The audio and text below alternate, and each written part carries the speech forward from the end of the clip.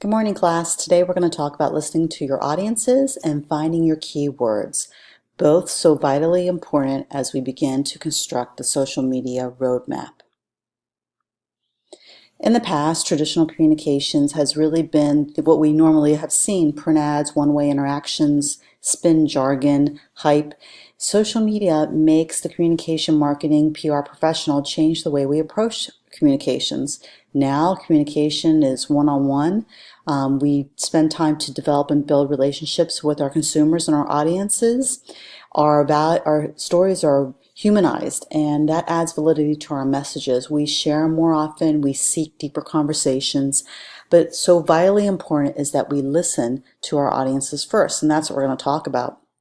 This slide shows us an integrated approach to communications, marketing, and social media. As you can see, it's multi-layer.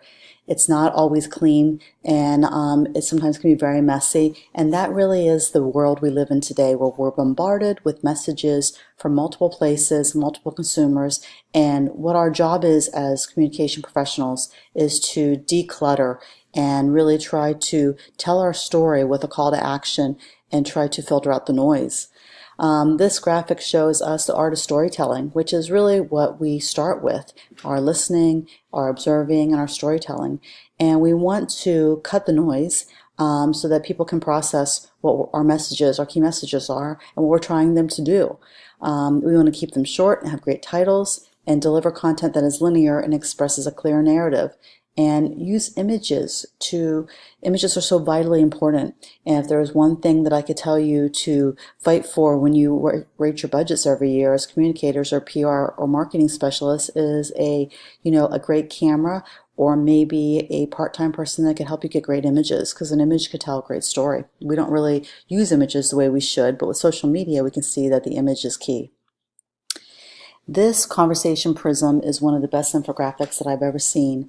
It's by Brian Solis, and it shows us that our message exists on many, many different types of platforms. And some of these platforms you probably would never think about, like a music platform or event platform or document platform. Are we going to be on every single one of these platforms? Absolutely not, unless you have a staff of 100 people, which the majority of us do not. But what we need to do is really look at our audiences and where are they having these conversations about our company and our product. What are they talking about? What are the hot topics? What is positive? What is negative?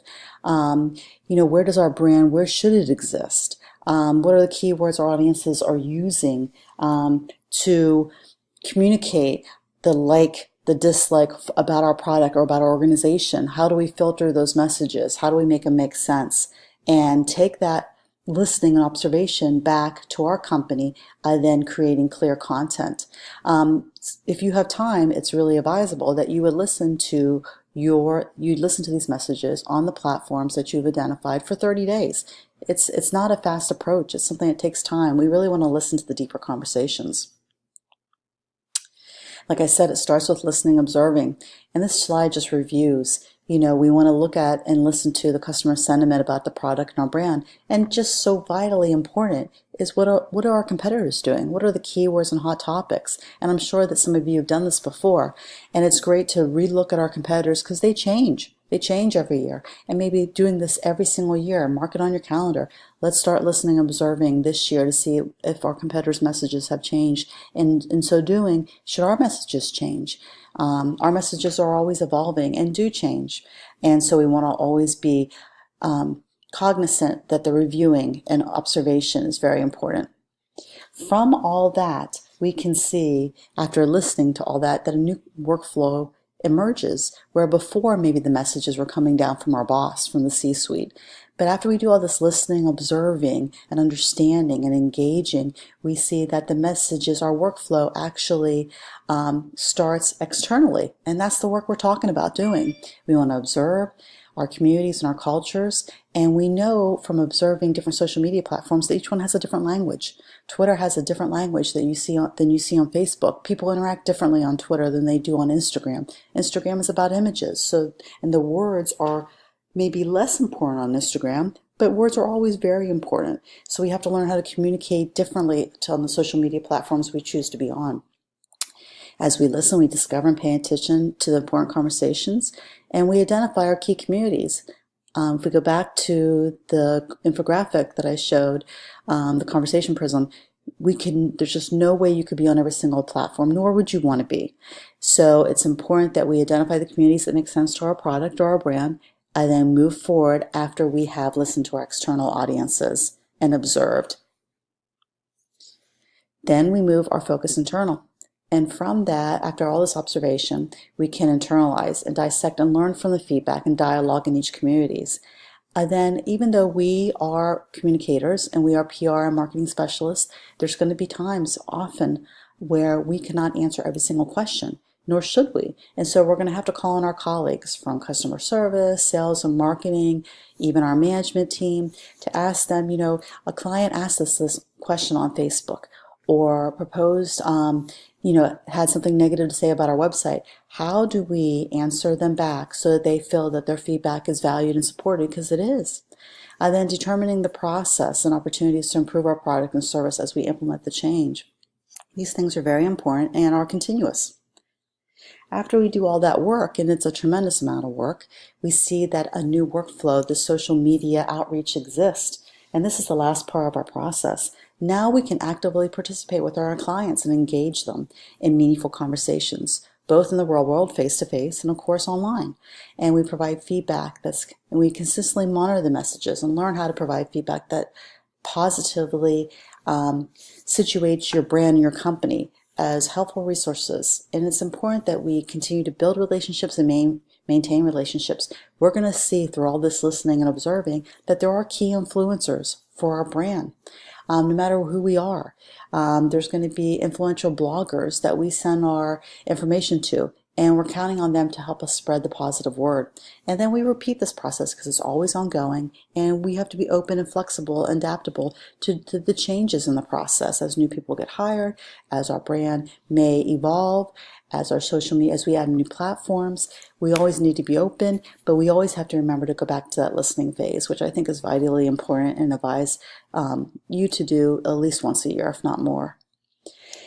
As we do all this, we can see that social media is not really owned by one single person. There really shouldn't be one single person in your company that is the social media czar. We all own social media, and I know it's scary to let others participate in this, and I feel the same way.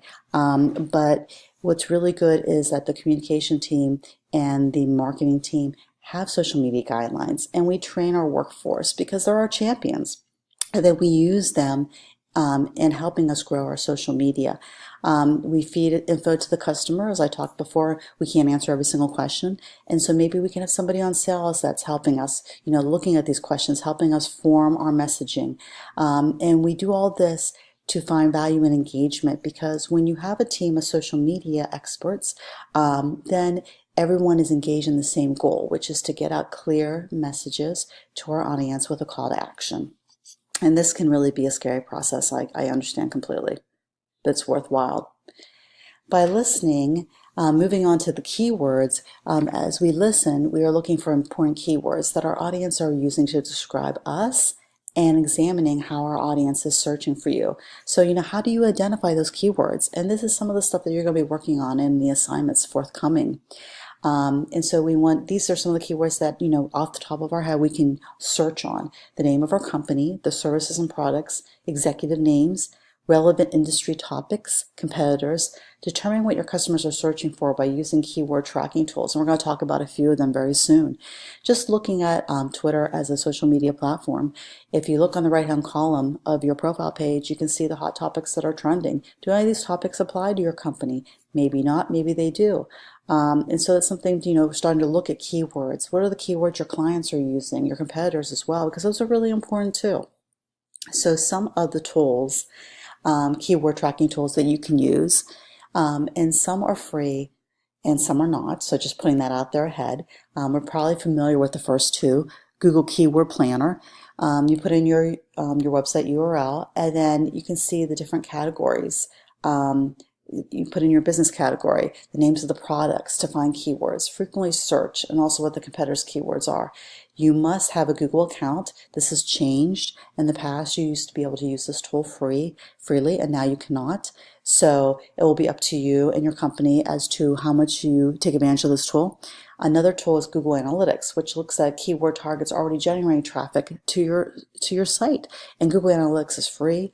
And then if you want to engage at a higher level of Google Analytics, of course, there comes with a cost. And it's very easy for the free usage to look at this path. It's traffic sources, search organic, and you can see the organic words that people are searching for on your, when they go to Google, and these words are leading traffic to your website, the organic words, which is free. And so you can use those keywords when you create your content. And then you know that your audience is searching by these words, you have it in your content on your website, therefore driving traffic to your website. SpyFu is something that I just came across and I thought was really interesting. It may look a little scary at first, and the name might be a little scary, but it's not. And once again, this is something where you can use so much of it for free, and then it asks you if you want to find out more information to put in your credit card. So that's something you could think about. But what you can do is you can put your competitor's URL in and see what their keywords are and what is the organic keywords they're using and what paid ads are they using in order to drive business to their website, or a pay-per-click form or a lead form.